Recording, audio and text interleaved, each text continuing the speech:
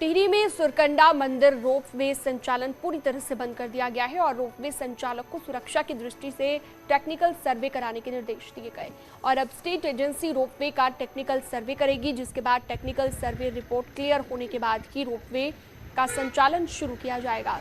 आपको बता दें 10 जुलाई को सुरकंडा रोपवे में टेक्निकल फॉल्ट के चलते रोपवे करीबन 35 मिनट तक बंद रहा और ट्रालियों में लोग फंसे रहे, जिसमें टिहरी विधायक किशोर उपाध्याय भी एक ट्रॉली में मौजूद थे और इस ट्रॉली में अशोक उपाध्याय मौजूद थे। उसके बाद टेक्निकल टीम ने किसी तरह रोपवे को संचालित कराया, सभी लोगों को सुरक्षित उतारा गया। सुरक्षा के दृष्टिगत रोपवे संचालक को ये निर्देश दिए गए हैं कि अपना सर्विसिंग वाला पार्ट सही करवा लें, जो रोपवे जो भी वहाँ पे मशीनरी लगी हुई है। इसके अलावा जो ब्रिडकुल एजेंसी है उनको भी निर्देशित किया गया है कि उसका टेक्निकल मुआयना कर लेंगे और सुरक्षा के दृष्टिगत जो भी मानक हैं उनकी जांच करने के पश्चात ही यदि पाया जाएगा सब कुछ ओके है तभी जाके फिर से संचालन प्रारंभ किया जाएगा। उत्तरकाशी जिला मुख्यालय से मात्र 4 किलोमीटर दूर सियूना गांव के ग्रामीणों की जिंदगी एक ट्रॉली पर अटकी हुई है, लेकिन ग्रामीणों के सब्र का बांध अब टूट गया।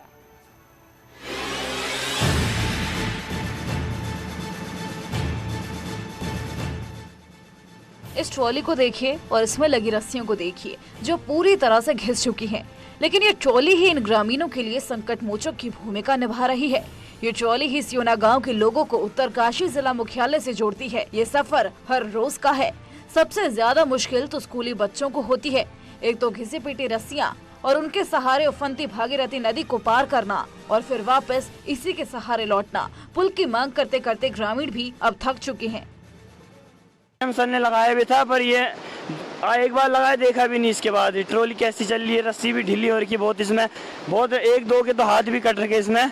तो अब यहाँ से छोड़ते नीचे खतरे से जाते हो पानी में, इतने पानी में जाते हैं नीचे से।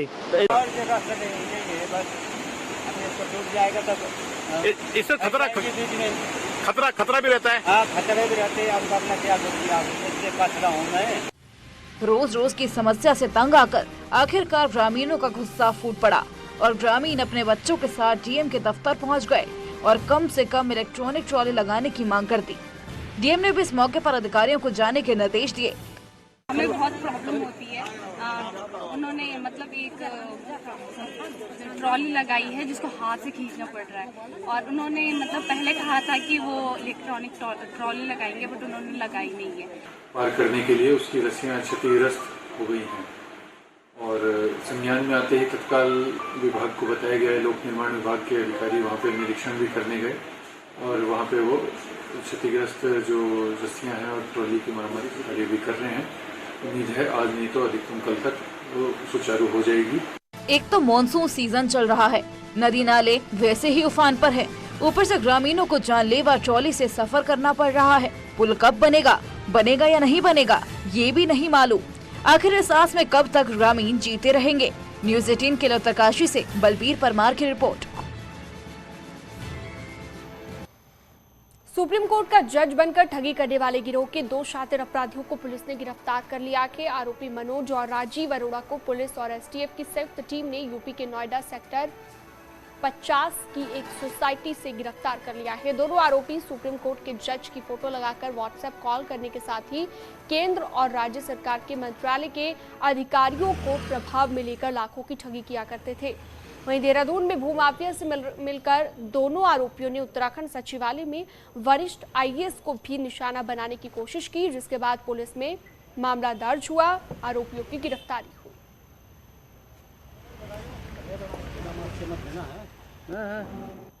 पूर्व में भी कई जस्टिसेस के नाम का यूज किया गया है, पॉलिटिशियंस के नाम का यूज किया गया है ताकि वो जालसाजी कर सके।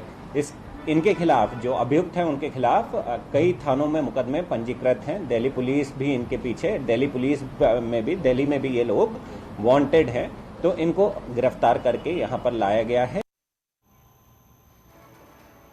डॉक्टर्स डे, नेवल डे जैसे नेशनल डे को बीजेपी अब अपने पार्टी कार्यक्रमों में शामिल करेगी, यानी कि समाज के हर वर्ग तक, हर आदमी तक बीजेपी अपनी पहुंच को और ज्यादा मजबूत बनाएगी।